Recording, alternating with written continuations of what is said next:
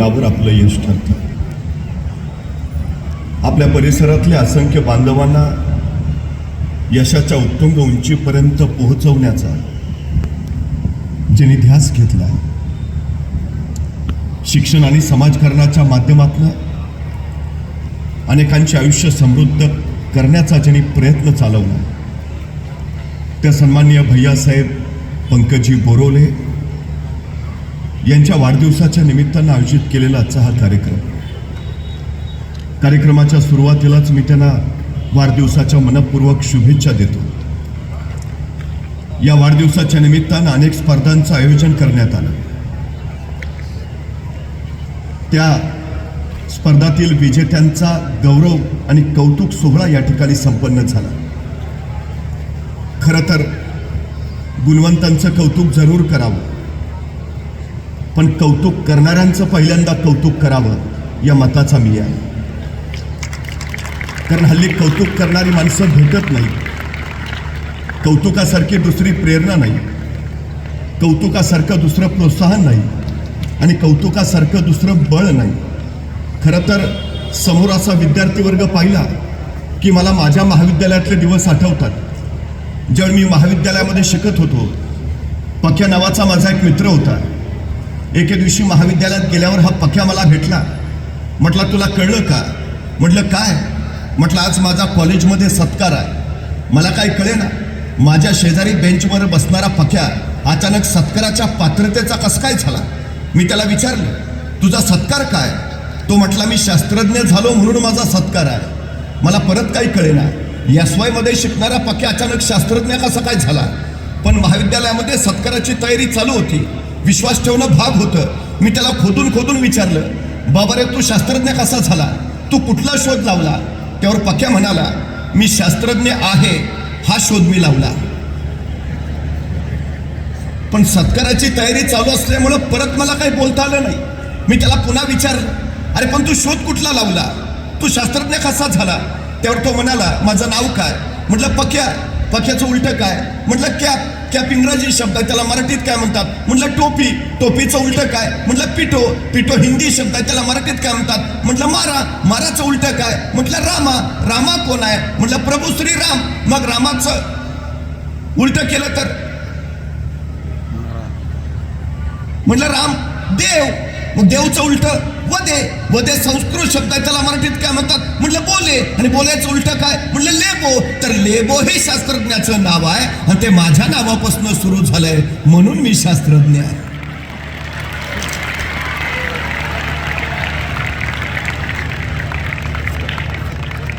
पण मित्रांनो, हाच पक्या आज प्रकाश सावंत या नावानं या देशासाठी शास्त्रज्ञ म्हणून काम करतो आहे.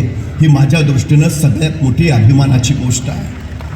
हेच वय असतं, हाच काळ असतो ज्या काळामध्ये प्रेरणा रुजवता येतात, ध्येय देता येतात, महत्त्वाकांक्षा उरात भरता येतात. ज्याच्या बळावर काहीतरी करावं, करून दाखवावं, घडावं, घडवून दाखवावं हा शूरमी या पिढीमध्ये तयार होते. आणि मग स्वतःच्या कर्तृत्व पताका फडकावणारी विश्व विजयी पिढी तयार होते. हे सगळ्यात महत्त्वाचं हे एका कौतुकाने होतं. हे कौतुक महत्त्वाचं. आमच्या पिढ्यांच्या चुका काढायची संधी शोधण्यापेक्षा त्यांचं कौतुक करायची संधी शोधा, म्हणजे पोरं इतिहास घडवणारी तयार होतील. ही सगळ्यात महत्त्वाची वस्तुस्थिती आहे.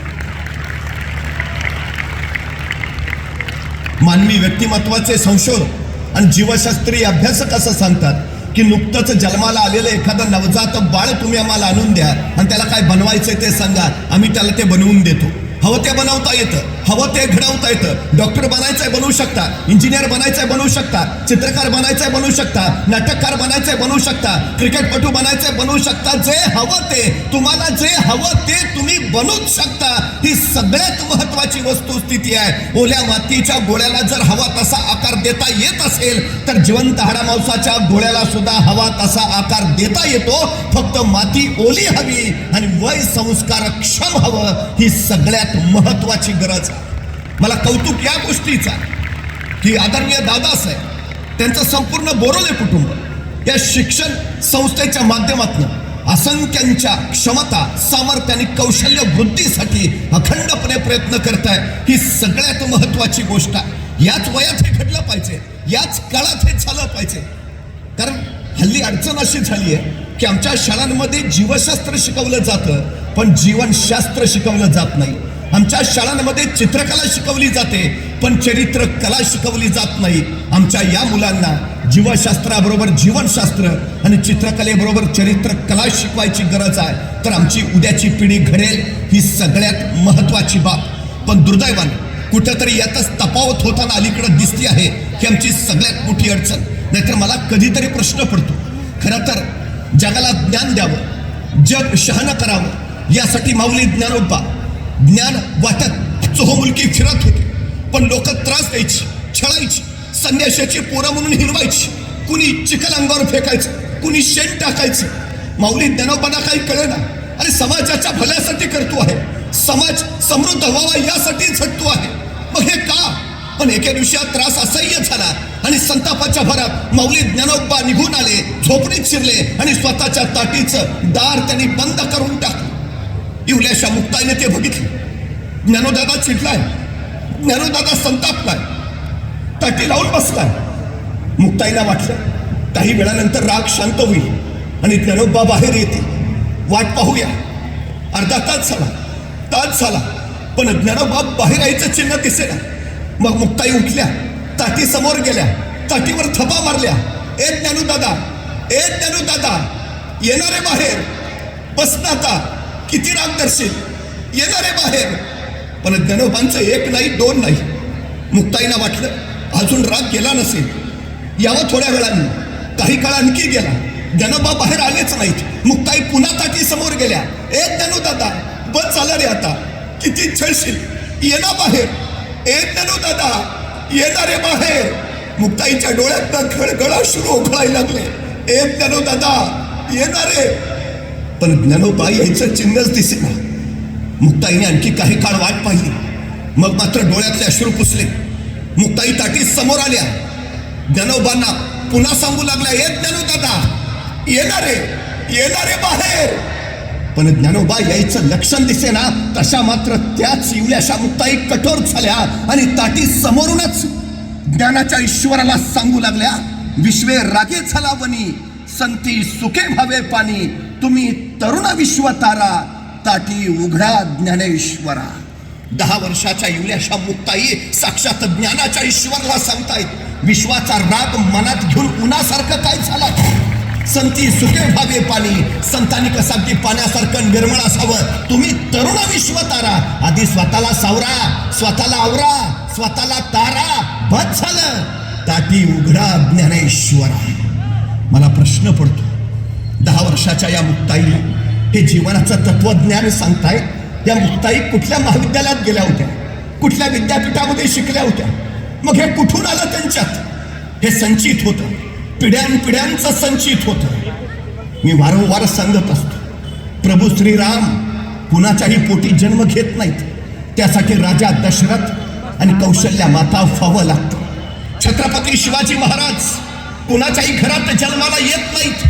त्याला शहाजीराजे आणि मासाहेब जिजाऊ असावं लागतं. माऊली ज्ञानोबा कुणाच्याही घरी जन्म घेत नाहीत. त्यासाठी विठ्ठलपंत आणि रुक्मिणी आई व्हावं लागतं. जगद्गुरु तुकोबाराय कुठंही जन्माला येत नाही. त्यासाठी बोल्ढोबा आणि कनकाई माता असावं लागतं. तुमचा बाप कोण असेल तुमच्या हातात नसतं, पण तुम्ही कुणाचे बाप व्हावं हे तुमच्याच हातात असतं. ही सगळ्यात महत्वाची गोष्ट आहे. नव्या पिढीला घडवण्याच्या गोष्टी ज्यावेळी मी करतो त्यावेळी सगळ्यात महत्वाची गोष्ट त्यांना घडवण्याची, समृद्ध करायची जबाबदारी कुणाची. कधीतरी आम्ही हा विचार केला. शहाजीराजे आणि महासाहेब जिजाऊनी स्वतःचा संसार बाजूला सारला आणि स्वराज्याचा प्रपंच उभा करण्याचा निर्णय घेतला. ठरलं, थोरले संभाजीराजे शहाजीराजांच्या सोबत बेंगलोरातच राहतील, ते कर्नाटकात राज्य विस्तार करतील आणि धाकटे शुभाराजे मासाहेब जिजाऊंच्या सोबत पुण्यात येतील आणि महाराष्ट्रात राज्य विस्तार करतील. ठरलं. तदनुसार 12 वर्षाचे शुभाराजे मासाहेब जिजाऊंच्या सोबत पुण्याकडे जायला निघाले. 12 वर्षाचा पुत्र महाराष्ट्रात निघाला. एका पित्यानं आपल्या या पुत्राला तेवढी काय द्यावं? आमचा मुलगा जर कुठे निघाला तर आम्ही त्याला काय देतो? डबा. आई जाताना सांगते, बसमध्ये नीट बस, मधल्याच सीटवर बस. बाळ म्हणतं का नाही, पुढनं कोणी ठोकलं तरी तू सुरक्षित, मागणं कोणी धडकलं तरी तू सुरक्षित. बाळा तू जगला पाहिजे. आम्हाला जगवण्याची काळजी आहे. 12 वर्षाचा पुत्र महाराष्ट्राकडे निघालाय. त्यावेळी शहाजी राजाने आपल्या या पुत्राला काय दिलं? दिलं स्वप्न, दिलं धैर्य, दिली महत्वाकांक्षा. संस्कृतचे जाणकार असणाऱ्या शहाजी राजांनी आपल्या पुत्राला स्वतः तयार केलेली मुद्रा दिली. काय होतं त्यात? प्रतिपंच चंद्र लेखेव वर्धिष्णू विश्ववंदिता शहसुनो शिवजातस्य मुद्रा भद्राय राजते. एक पिता काय सांगतोय? प्रतिपदेच्या चंद्राच्या कलेप्रमाणे तुमचं राज्य वाढत वाढत जाईल आणि एक दिवस ते विश्वाला वंदनीय होईल. अजून शोभाराजे बेंगलोरातच आहेत, महाराष्ट्रात जायचे आहेत. त्याच्या आधीच पित्याला विश्वास आहे, होय तुम्ही राज्य उभा करालच. शहाजी राजाने असं नाही विचारलं, कराल का, जमेल का, होईल का? नाही, जमणारच. विश्वास ही सगळ्यात मोठी सामर्थ्याची गोष्ट आहे. विश्वास मोठमोठ्या जबाबदाऱ्या पार पाडायला भाग पाडतो. मी म्हणून मगाशी सांगितलं, पोरांच्या चुका शोधण्यापेक्षा त्यांचं कौतुक करायची संधी शोधा. पण दुर्दैवानं आजही आम्ही आमच्याच मुलांना गाढवाशिवाय बोलावत नाही. पण तुम्हाला माहिती आहे, महाराष्ट्रातल्या 65 घाट रस्त्यांचे शोध गाढवाने लावलेत. गाढवांमध्ये अलौकिक गुण आहे. तो सगळ्यात जवळचा मार्ग शोधून काढतो. महाराजांच्या काळात गाढवाच्या काळात घंटा बांधायचे आणि त्याला डोंगरात सोडून द्यायचे. गाढव अत्यंत जवळचा मार्ग शोधून काढायचं. आज जेवढे घाट तयार झालेत ना रस्ते, गाढवांनी शोधलेले आहेत. गाढवातही अलौकिक गुण आहे. जर गाढवात अलौकिक गुण आहे तर तुमच्या या मुलांमध्ये सुद्धा काहीतरी अलौकिक गुण आहे. काय आहे? शोध घ्या, त्याचा विकास करा, मग तो विश्व विजयी घडेल. ही सगळ्यात महत्वाची गोष्ट. सगळ्यात विश्वास द्यायला आणि विश्वास वाढवायला शिकलं पाहिजे. सगळ्यात महत्वाची गोष्ट आहे ती. सगळ्यात शहाजी राजाने आपल्या पुत्राला आणखी काय दिलं? छोटं मंत्रिमंडळ दिलं, आणखी विश्वास दिला. हो, राज्य उभा राहणारच आहे, मंत्रिमंडळ लागेल, हे घेऊन जा, उद्या तुम्ही तुमचं उभा करा. कोण खात्री आहे? आणखी काय दिलं? भगवा ध्वज दिला आणि सांगितलं, उद्याच्या उभा राहणाऱ्या तुमच्या स्वराज्याचा हा भगवा दौलत ध्वज असू द्या. आणखी खात्री. पण त्याच वेळी शहाजी राजांनी सांगितलं, पण ध्यानी घ्या शुभाराज, हा भगवा पेलणं कुणालाही शक्य होत नाही. मनगटात रग आणि छातीत धग असावी लागते त्यासाठी. कारण हा भगवा साधा नाही. हा भगवा प्रभू श्री रामचंद्रांचा, हा भगवा भगवान श्रीकृष्णांचा, हा भगवा रामकृष्ण हरी म्हणत वारीला जाणाऱ्या वारकऱ्यांचा, हा भगवा हर हर महादेव म्हणत रणांगणावर कोसळणाऱ्या धारकऱ्यांचा, हा भगवा शौर्याचा, भगवा पराक्रमाचा, भगवा त्यागाचा, भगवा समर्पणाचा, हा भगवा भगवा फडकत राहू द्या. एका पित्यानं पुत्र्याला जबाबदारीचं भान दिलं, यशाचं ज्ञान दिलं. काय सांगितलं? ध्येय गाठायचंय ना, शौर्य गाजवावं लागेल, पराक्रम दाखवावं लागेल, त्याग करावा लागेल, समर्पण द्यावं लागेल, तेव्हा ध्येय सिद्धीस जाईल. संस्कार आहे एका पित्यानं आपल्या पुत्रावर केलेला आहे. तो संस्कार घेऊन शोभाराजे पुण्याकडे आलेत. आमच्या मुलांवर तो संस्कार करा. तो महात्मा ज्योतिबा फुले असं सांगतात, विद्येविना मती गेली, मती विना नीती गेली, नीती विना गती गेली, गती विना वित्त गेले, वित्ता विना क्षुद्र खचले, आणि एवढे सगळे अनर्थ एका अविद्येनं केले. विद्या तुमच्यातल्या क्षमता बाहेर काढते. ज्ञान तुम्हाला तुमची ओळख करून देते. ज्ञान तुम्हाला तुमचं कौशल्य विकसित करायला मदत करते. ज्ञान तुमचं सामर्थ्य वाढवते. शिक्षण म्हणजे वाघिणीचं दूध. जो पील तो वाघासारखा गुरगुरल्याशिवाय राहणार नाही. क्षमतांसाठी ज्ञान महत्वाचं, ही अत्यंत महत्वाची गरज आहे, अत्यंत. पण एक गोष्ट आपण लक्षात ठेवली पाहिजे, प्रत्येकात काही ना काही अलौकिक आहे, फक्त शोध घेता आला पाहिजे. तुम्हाला माहिती आहे जगातलं सगळ्यात श्रीमंत ठिकाण कुठलं? स्मशान. जगातलं सगळ्यात श्रीमंत ठिकाण. कारण विधात्यानं प्रत्येकाला काही ना काही अलौकिक गुण दिलाय. पण दुर्दैवानं असंख्याला आपल्यात कुठला अलौकिक गुण आहे ते कधी कळलंच नाही. तर कळलं असतं तर त्या गुणाच्या बळावर जग घडवता आलं असतं. पण दुर्दैवानं त्या गुणांची ओळखच न झाल्यामुळं तो गुण त्याच्या बरोबरच चौघांच्या खांद्यावरनं स्मशानात गेला आणि त्याच्या सोबत राखून तिथंच राहिला.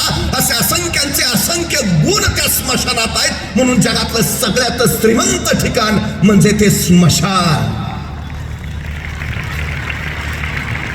आपल्यात असलेला अलौकिक गुण वाया घालवणं म्हणजे त्या विधात्याचा आणि आपल्याला दिलेल्या गुणाचा अपमान करण्यासारखं आहे. क्षमता शोधायला हव्यात. काय आहे आपल्यात शोधायलाच हवं. सगळ्यात महत्वाची गोष्ट, एक गोष्ट कायम लक्षात ठेवा, या जगात तुम्हाला बाहेरून कुणीही मर्यादा घालू शकत नाही. या जगात बाहेरून तुम्हाला कुणीही बंधनं घालू शकत नाही. या जगात तुम्हाला दुसरा कोणीही पराभूत करू शकत नाही. या जगात फक्त तुम्हीच तुम्हाला पराभूत करू शकता आणि या जगात दुसरा कुणीही तुम्हाला विजयी करू शकत नाही. या जगात फक्त तुम्हीच तुम्हाला विजयी करू शकता. ही पहिली गोष्ट लक्षात असू द्या. तुम्ही हत्तीचं पिल्लू बघितलंय? हत्तीच्या पिल्लाला माहूत लोखंडी साखळदंडाने बांधून ठेवतो. ते हत्तीचे पिल्लू सुटायची कोशिश करतात, धडपड करतात, सगळी शक्ती लावतं, पण साखळदंड तोडणं त्याला शक्यच होत नाही. बळ तोकडं पडतं, ते शेवटी थकतं, दमतं आणि मनाशी ठरवून टाकतं साखळदंड तोडणं शक्यच नाही. आपण इथून निष्ठूच शकत नाही. तेच हत्तीचं पिल्लू पुढं मोठं होतं, बलाढ्य होतं, अफाट होतं, मोठमोठ्याने वृक्ष स्वतःच्या सोंडीने उन्मळून टाकतं. अशा या बलाढ्य हत्तीला माहूत कधीच साखळीने बांधून ठेवत नाही. तुम्ही कधीही बघा, बलाढ्य हत्तीच्या पायात फक्त साखळी सोडलेली असते, बांधलेली नसते. कुणीतरी माहूताला विचारतं, एवढा बलाढ्य हत्ती तुम्ही त्याला बांधून ठेवत नाही? माहूत म्हणतो, त्याला मी बांधून ठेवायची गरजच नाही. हत्तीनं स्वतःला बांधून घेतलंय. मी इथून निसटू शकत नाही. आमच्यात सुद्धा क्षमता आहेत, पण आम्ही स्वतःला बांधून घेतलंय. मी हे करू शकत नाही, मला हे जमणार नाही, मला हे येणार नाही. बस, आमच्या अपयशाचं कारण आम्ही स्वतः घालून घेतलेल्या या मर्यादा आहेत.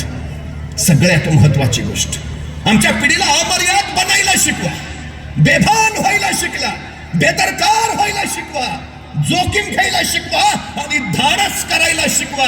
त्याच्यात ते नैसर्गिक आहेच, त्याला मर्यादाचं कुंपण नकोच, नाहीच आहे.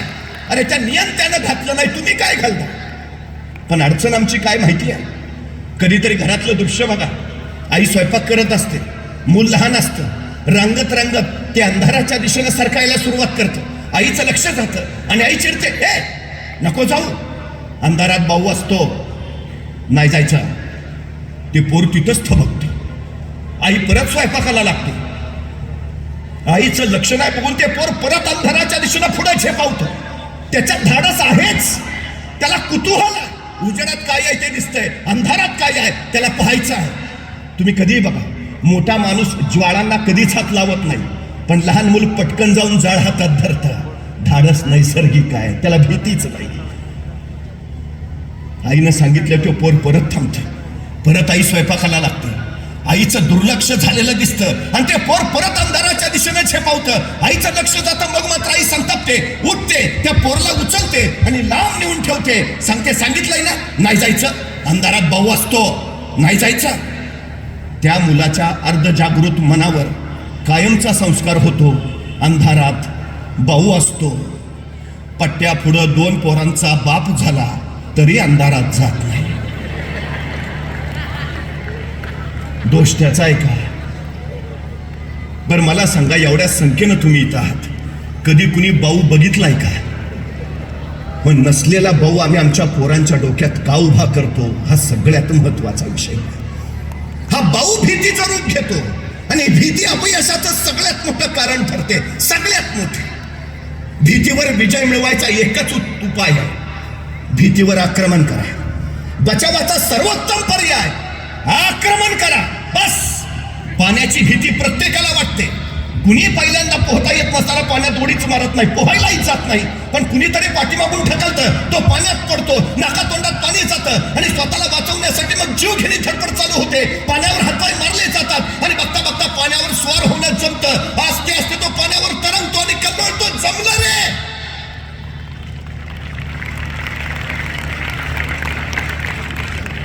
पाण्याच्या भीतीवर विजय मिळवला गेला.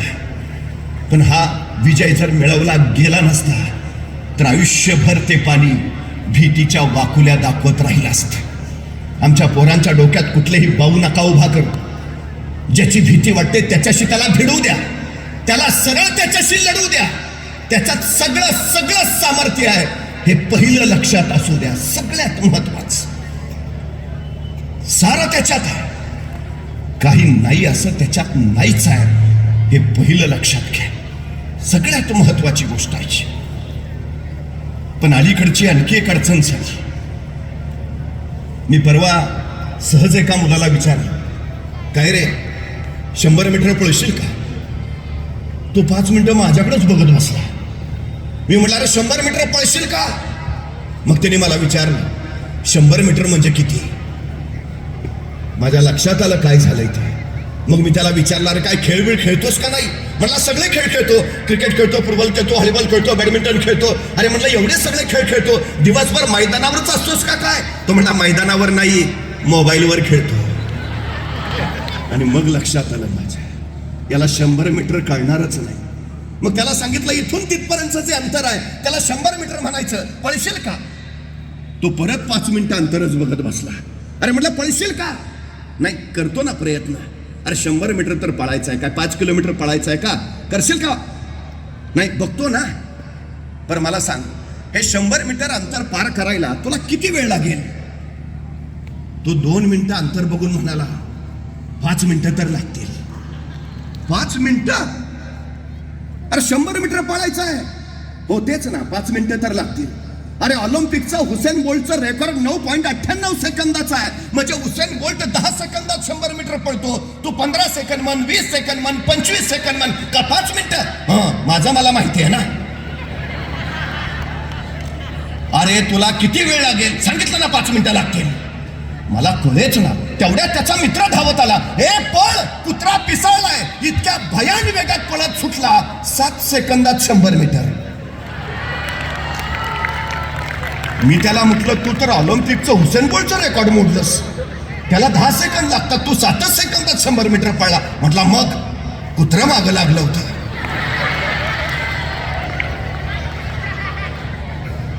म्हणजे 7 सेकंदात 100 मीटर पार करायची क्षमता तुमच्यात आहे. बाहेर कधी आली? संकट आलं तेव्हा. मग संकट चांगली आहेत का वाईट आहेत? चांगली आहेत. संकटांचं स्वागत करायला हवं. संकट तुम्हाला अडवायला कधीच येत नाहीत. संकट तुमची उंची वाढवायला येतात. अडथळे तुम्हाला थांबवायला येत नाहीत. अडथळे तुमच्यातल्या क्षमता बाहेर काढायला येतात. अडचणी तुम्हाला रोखायला येत नाहीत. अडचणी तुमच्यातली कौशल्य बाहेर काढतात. संकट, अडचणी, अडथळे यांचं स्वागत करायलाच हवं, कारण तेच तुम्हाला घडवतात. ही सगळ्यात मोठी वस्तुस्थिती आहे, सगळ्यात मोठी. पण हल्ली झालंय काय?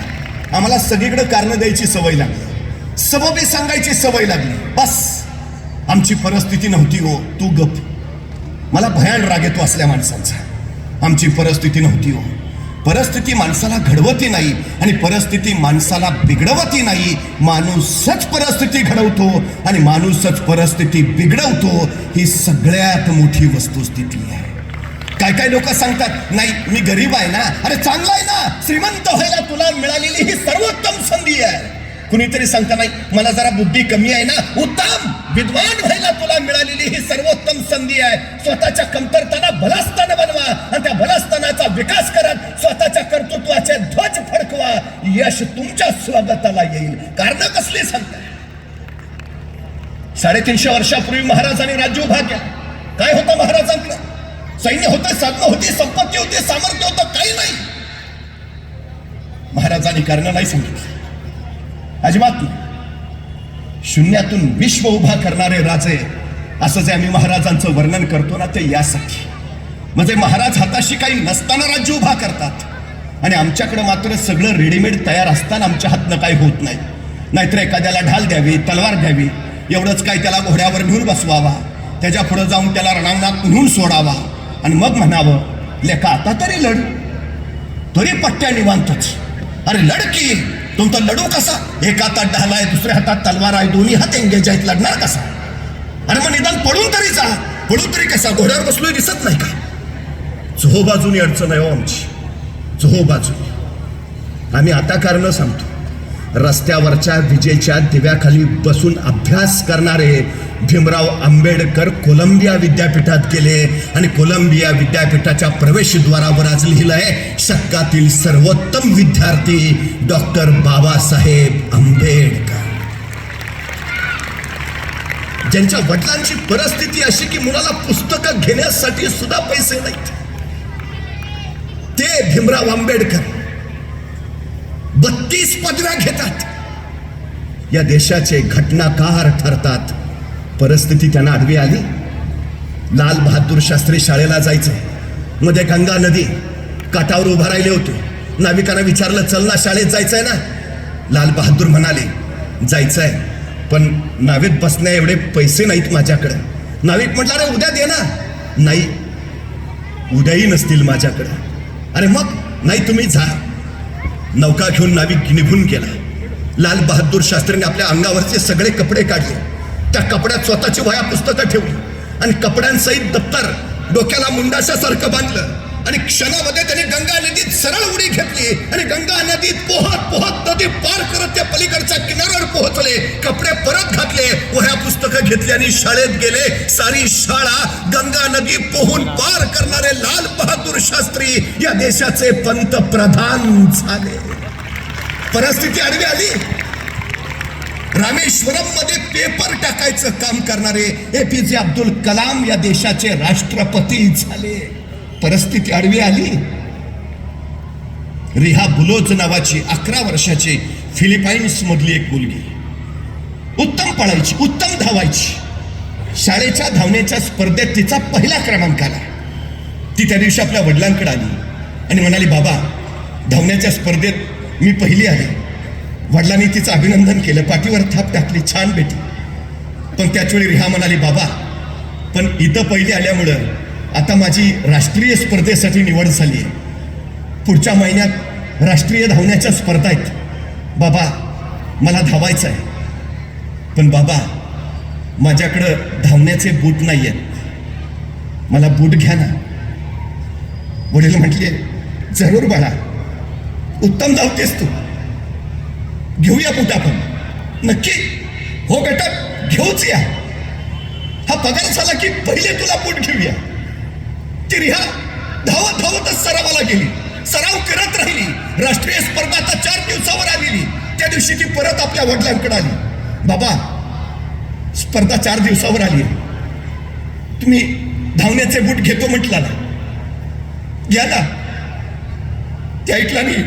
त्या रिहाच्या वडिलांच्या डोळ्यात क्षणभर सगळं पाणी उतरलं. भरल्या काळजाने आपल्या पोरीच्या डोक्यावर हात ठेवत ते वडील म्हणाले, बेटा या महिन्याचा पगार नाही आला हातात, पैसे नाहीत बेटे, मी तुला नाही बूट घेऊन देऊ शकत, नाही घेऊ शकत बूट. क्षणभर रिहाच्याही डोळ्यात पाणी आलं. पण दुसऱ्या क्षणाला तिनं डोळ्यातलं पाणी पुसलं आणि तिसऱ्या क्षणाला ती सरावाला धावत सुटली सुद्धा. सराव करत राहिली अखंडपणे. राष्ट्रीय स्पर्धेचा दिवस उजाडला. स्पर्धक एका रांगेत उभा राहिले, सगळे स्पोर्टचे कपडे घातलेले, पायात स्पोर्टचे शूज घातलेले, सगळे तयार आणि त्यांच्या रांगेत होती ही 11 वर्षाची अनवाणी पायाची रिहा बुलोच. आजूबाजूच्या स्पर्धकांकडे तिनं बघितलं, सगळ्यांचे स्पोर्टचे कपडे, पायात स्पोर्टचे शूज. क्षणभर तिनं आपल्या पायाकडे बघितलं. काय वाटलं कुणास ठाऊक, झरदिशी ती तिथून बाजूला झाली आणि जखमेवर बांधायच्या पट्ट्या तिनं आपल्या पायावर बुटासारख्या बांधल्या आणि त्या जखमेच्या पट्ट्यावर तिनं लिहिलं NIKE, नाईके. जणू काही नाईकेचाच शूज घातलाय आणि ती धावायला उभा राहिली. जखमेच्या पट्ट्या बांधून बूट म्हणून वापरणारी ती रिहा बुलोच. बघता बघता स्पर्धा सुरू झाली आणि रिहा बेभान पळत सुटली. तिला फक्त ध्येय दिसत होतं, तिला सुवर्ण पदक डोळ्यासमोर तळत होतं, तिला जिंकायचं होतं, फक्त जिंकायचं होतं. धावत राहिली वाऱ्यासारखी, तीरासारखी. 100 मीटर, 200 मीटर, 400 मीटर या तीनही स्पर्धातली तीनही सुवर्ण पदक या रिहा बुलोचनं जिंकली. ती रिहा बुलोच सांगते, परफॉर्मन्स तुमच्या बुटात नसतो, परफॉर्मन्स तुमच्या डोक्यात असतो. वेग बुटात नाही, वेग मनात. निश्चय असेल, इच्छाशक्ती असेल, तर कोणतंही संकट पार करून तुम्ही ध्येयापर्यंत पोहोचताच. फक्त निश्चय हवा, निश्चयाचा दृढनिश्चय व्हायला हवा. दृढनिश्चय झाला की झपाटले पण येतं, आणि झपाटले पण आलं की मग आपल्या ध्येयाचं आढळ पद प्राप्त होतं. आढळ ध्रुवासारखंच ते जगाला सांगत राहतं, निश्चय करा, आढळ पदावर पोहोचाल. आमच्या पोरांना सांगावं, बस करा ही कारण. पण हल्ली आमचीच अडचण अशी झाली आहे, मी एखाद्या मुलाला विचारतो, बरं काय ठरलंय, नाही चाललंय, आणि नाही झालं तर नाही पप्पा म्हणलेत माझ्या जागेवर चिटकवतो.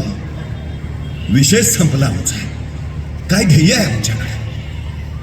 कारण सबबी सांगणारी माणसं कधीच यशस्वी होत नाहीत, आणि यशस्वी झालेली माणसं तुम्हाला कधीच कारण सांगताना दिसणार नाहीत.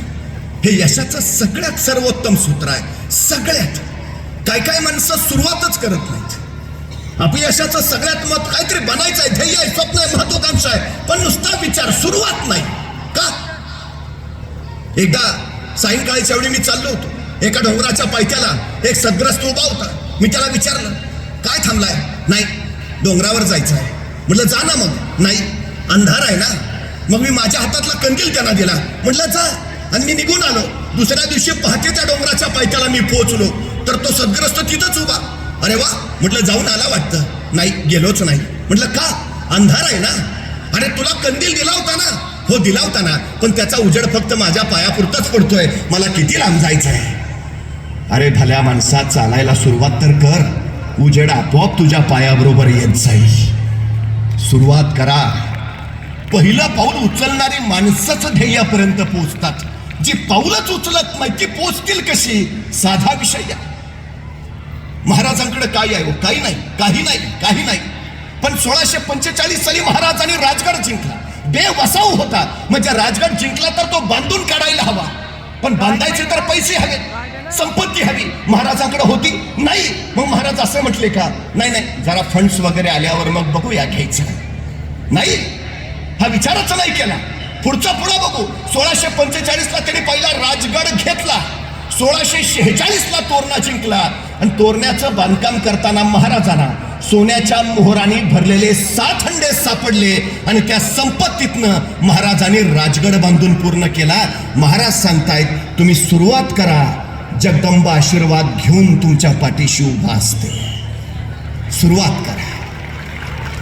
1670ला मोगल आणि मराठा संघर्ष प्रचंड वाढला, अफाट. मोगलांचं सैन्य 5 लाख आणि महाराजांचं 20,000. मग महाराज असं म्हटले का, त्यांचे 5 लाख, आपले 20,000, डिपॉझिट पण राहणार नाही, कशाला अर्ज भरा, नको लढाई. काय काय म्हटले महाराज? त्यांचे 5 लाख, आपले 20,000, असू दे, पुढचं पुढं बघू. सामर्थ्य नाही, संपत्ती नाही, पण थांबायचं नाही, कारण नाही. महाराजांनी संघर्ष सुरू केला. त्याच 1670ला महाराजांनी प्रबळगड जिंकला, आणि प्रबळगडाची पाहणी करायला महाराज पालखीत बसून प्रबळगडावर निघाले. पालखीत बसलेल्या महाराजांच्या शेल्याचं एक टोक पालखीच्या बाहेर लोंबकळत होतं.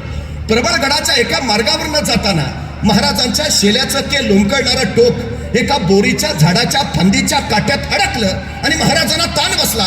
तसे महाराज म्हणाले, पालखी थांबवा. पालखी थांबली, आणि महाराज सोबत त्यांना सांगत राहिले, हे बोरीचे झाड आम्हाला पुढं जाण्यापासून अडवते आहे. हे बोरीचे झाड आमच्या पुढं जाण्यावर आक्षेप घेते आहे. हे बोरीचे झाड आम्हाला काहीतरी सांगू पाहते आहे. इथे काहीतरी आहे, आहे, खना खना. माणसं खणायला सुरुवात झाली. 5-6 फूट खाली गेले, दगडी भिंत लागली, आहे आहे आहे, काहीतरी आहे, उकरा उकरा, उकरला. 27 घागरी आणि 4 कढया, एवढं सोनं महाराजांना तिथं सापडलं, आणि त्याच्या बळावर मोगलांच्या विरोधातली लढाई यशस्वीतेकडे वळाली. महाराज सांगतायत, सुरुवात करा. सगळी सृष्टी तुमच्या पाठीशी सहकार्य घेऊन उभा असते. सगळ्यात महत्वाची गोष्ट आहे, सगळ्यात आमच्या पोरांना सुरुवात करायला शिकवा. सुरुवात. काही काही लोक सुरुवात करतात खरं, पण त्यांना असं वाटतं की सगळे रस्ते अगदी गुळगुळीत असायला हवेत, म्हणजे आपण विना सायास ध्येयापर्यंत पोहोचू. पण एक गोष्ट कायम लक्षात असू द्या, यशाला शॉर्टकट नसतो, मेहनतीला पर्याय नाही, हे पहिलं लक्षात असू द्या. कुणी या जगातला घ्या, कुठलाही आदर्श घ्या, कुठलंही उदाहरण घ्या, ज्याला काहीच कष्ट पडले नाहीत आणि तो बलाढ्य झालाय दिसणारच नाही. कष्ट करावेच लागतील, ही सगळ्यात महत्वाची गोष्ट आहे, सगळ्यात महत्वाची. कष्टाला पर्याय नाही. आमच्या यशाच्या वृक्षाची उंची किती वाढावी हे वृक्षावर नव्हे तर त्याच्या मुळाशी तुम्ही किती घाम गाळताय यावर अवलंबून असतं. यशाचा वृक्ष उंचदार करायचा असेल तर तुम्हाला घाम गाळावाच लागेल. ही सगळ्यात महत्वाची गोष्ट आहे, सगळ्यात महत्वाची. तुम्हाला माहिती आहे 35 वर्षाचं महाराजांचं राजकीय आयुष्य, 50 वर्षाचं आयुष्य, 10 वर्ष बालपणात गेली, 10 वर्ष घोड्यावर बसून रणांगणावरनं युद्ध खेळण्यात गेली, उरली 30 वर्ष. या 30 वर्षात महाराजांनी 750 वर्षाचं पारतंत्र्य हटवलं आणि रायगडावर 32 मणी सुवर्ण सिंहासन निर्माण करून लोककल्याणकारी राज्य उभा केलं.